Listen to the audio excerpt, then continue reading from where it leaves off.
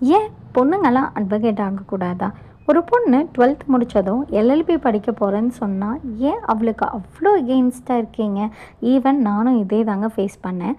நான் 12th முடிச்சு நான் எல்எல்பி படிக்க போறேன்னு என்னோட ஃபேமிலிகிட்ட சொன்னப்ப, அவ்ளோ எகெயின்ஸ்ட்டா இருந்தாங்க.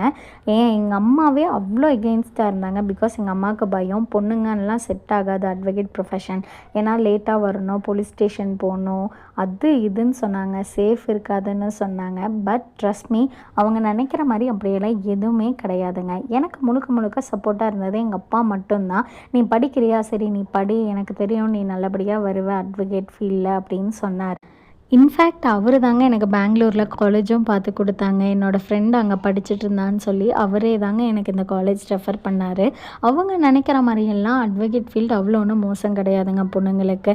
அதுவும் நான் பெங்களூர் ஹைகோர்ட்டில் ஒர்க் பண்ணிகிட்ருக்கிற வரைக்கும் 2.5 இயர்ஸில் நான் அந்த மாதிரி எந்த ஒரு இன்சிடெண்ட்டும் ஃபேஸ் பண்ணது கிடையாது.